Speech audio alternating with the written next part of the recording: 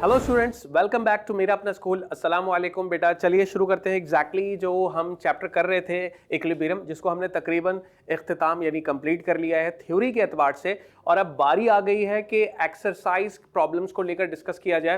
Exercise problem का मतलब क्या हुआ बेटा, चैप्टर के एंड में जो प्रॉब्लम्स हमारे पास बुक में होते हैं उन प्रॉब्लम्स को लेकर इंशाल्लाह हम सॉल्व करेंगे और इन सीक्वेंस सारी प्रॉब्लम्स को इंशाल्लाह मैं करवाने वाला हूं। तो आज हम जो करेंगे वो होगी हमारे पास 6.1। ठीक है, तो आज की जो प्रॉब्लम हम डिस्कस करेंगे वो होगी हमारे पास प्रॉब्लम नंबर 6.1।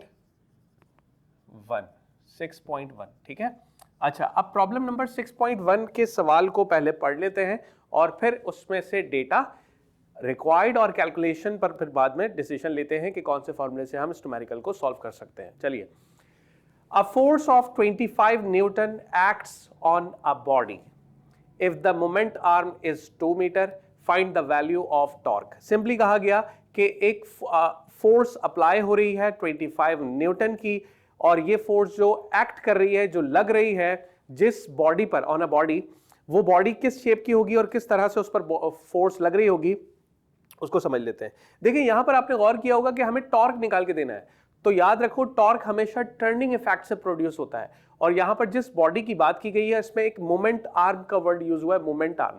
मोमेंट आर्म और टॉर्क को देखते हुए हमें समझ में आ रहा है कि यहां पर एग्जैक्टली टर्निंग इफेक्ट जो प्रोड्यूस हो रहा है वो बॉडी के अंदर रोटेशनल मोशन क्रिएट कर रहा है। मैं डायग्राम बनाता हूं, डायग्राम के बाद आपको ज्यादा आसानी से क्लियर होगा। हमने क्या कर लिया, एक बॉडी जो हम यहां पर ले रहे हैं वो बॉडी हमने कंसिडर कर ली है। ये हमारे पास सिंपली एक आप ले लो कि ये एक बॉडी है। ठीक है, ये एक मेटल की रॉड ले लो आप इसे।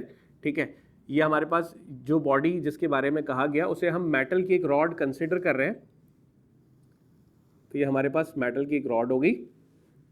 ठीक है, और इसे थोड़ा सा बेहतर कर लेते हैं। अब आपके पास मेरा ख्याल है ठीक हो गया। ठीक है, ये हमारे पास मेटल की रॉड है। इसके अंदर जो टॉर्क प्रोड्यूस हुआ है तो वो इस बात का सबूत है कि ये एग्जैक्टली फ्रॉम द सेंटर कहीं पर फिक्स पॉइंट होगा इसका, और इस फिक्स पॉइंट को मैंने ओ का नाम दे दिया।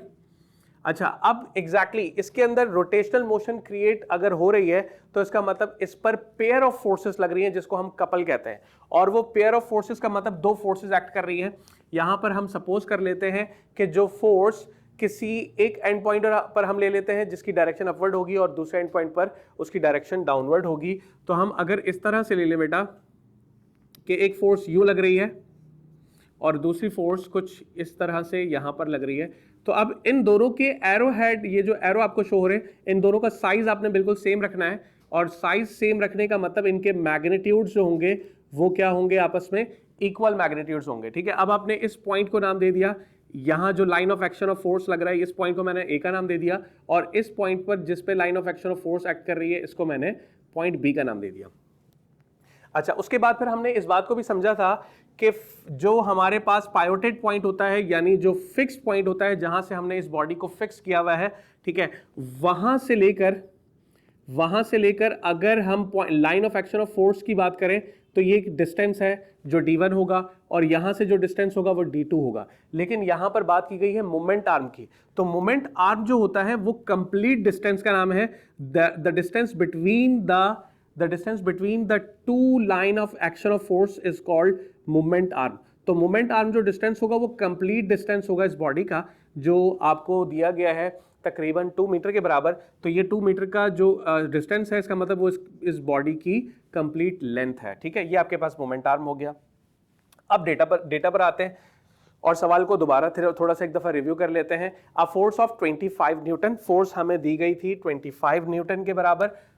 तो ये आपने शुरू किया, डेटा बनाया। डेटा का क्या मतलब होता है बेटा, जो इंफॉर्मेशन आपको दी गई है सवाल के अंदर, जो गिवन है, उसे आप एक जगह कलेक्ट करके डेटा के अंदर लिख लो। तो हमें यहां पर जो फोर्स बताई गई है वो है 25 न्यूटन। ठीक है, अच्छा, और फिर साथ साथ कहा गया कि ये जिस बॉडी पर फोर्स एक्ट कर रही है वो उस बॉडी का जो मोमेंट आर्म है वो कितना है, 2 मीटर। तो मोमेंट आर्म को हम डी से रिप्रेजेंट करते हैं। तो ये आपका, ठीक है, यहां पर लिख लें मोमेंट आर्म। ठीक है, यहां पर मैं लिख भी रहा हूं बेटा मोमेंट आर्म, ताकि आप लोगों को भूले ना। मोमेंट आर्म जो आपको दिया गया है वो तकरीबन 2 मीटर के बराबर गिवन है। अच्छा, अब हम थोड़ा सा आगे चलते हैं। अब और इसमें कहा गया कि find the value of torque, हमें टॉर्क निकाल के देना है। तो एग्जैक्टली रिक्वायर्ड के अंदर आ जाएगा टॉर्क। टॉर्क हमें निकाल के देना है। टॉर्क को एक और नाम भी दिया जा सकता है moment of force. Moment of force भी कहा जाता है टॉर्क को, ठीक है। और ये टॉर्क को आप इस तरह का सिंबल होता है टॉर्क का, ठीक है। तो ये टॉर्क हमें निकालना है, राइट। अब हम आ जाते हैं कैलकुलेशन की तरफ या सॉल्यूशन की तरफ। तो यहां पर मैं हेडिंग डाल देता हूं कैलकुलेशन की। चलिए, क्या फॉर्मूला हमने ड्राइव किया था? याद है जब हमने कपल सॉल्व किया था, कपल सॉल्व करते वक्त हमने जो टॉर्क टोटल फोर्स निकाली थी, टोटल मोमेंट ऑफ फोर्स निकाली थी, वहां पर एक फाइनल रिलेशन जो ड्राइव होकर आया था, वो रिलेशन हम यहां पर यूज करने वाले हैं। और वो रिलेशन होता है टॉर्क का फोर्स इनटू या फोर्स और परपेंडिकुलर डिस्प्लेसमेंट का प्रोडक्ट, ठीक है। तीनों ही वेक्टर क्वांटिटीज हैं, इसलिए इनके ऊपर क्या आएगा? एरोहेड का साइन आएगा। फोर्स आपके पास 25 दिया गया है, जबकि अब मोमेंट आर्म हमारे पास 2 है। 2 मल्टीप्लाई बाय 25, तो ये आपके पास 50 आ गया। अब टॉर्क का यूनिट क्या होगा?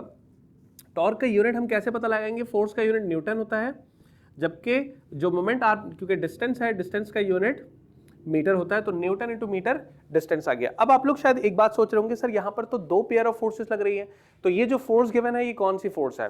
ये है या ये है? आप गौर करें, यहां पर मैंने दोनों फोर्सेस अगर लग रही हैं तो मैंने F1 और F2 से नहीं रिप्रेजेंट किया, बल्कि F से रिप्रेजेंट किया। इसका मतलब ये हुआ कि ये दोनों फोर्सेस इक्वल इन मैग्नीट्यूड है। इक्वल इन मैग्नीट्यूड का मतलब ये होगा कि इक्वली फोर्सेस लग रही हैं, दोनों बराबर फोर्सेस लगने की वजह से। तो हम करते क्या है, दोनों में से डेरिवेशन के दौरान हमने ये देखा था कि फोर्स को हमने कॉमन ले लिया था, और दोनों डिस्टेंसेस का सम, यानी जो D1 है और जो D2 का डिस्टेंस होता है, दोनों के सम को हम मोमेंट आर्म कहते हैं। वो कंप्लीट बॉडी का डिस्टेंस हो जाता है between the 2 forces of line of action से, ठीक है। तो ये इसका आपके पास तो कॉमन फोर्सेस होती हैं, दोनों में मैग्नीट्यूड सेम होता है, इसलिए हम एक ही फोर्स को यूज करते हैं। आइदर वन फोर्स जो हम यूज करेंगे वो जो हमें गिवन है 25, ठीक है। आपने 25 मल्टीप्लाई कर दिया 2 से, जिससे हमारे पास रिजल्ट आ गया 15 न्यूटन इंटू मीटर।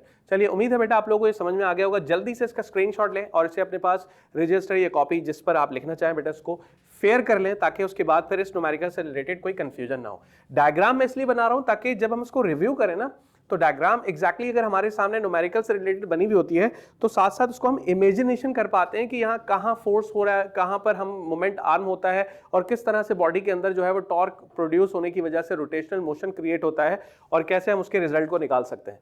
चलिए, हम अपने लेक्चर को यहीं पर इख्तिताम करते हैं। इंशाल्लाह जल्दी मुलाकात होती है ठीक इसी तरह 6.2 की प्रॉब्लम को लेकर। आपने बहुत सारा ख्याल रखिएगा। अल्लाह हाफ़िज़।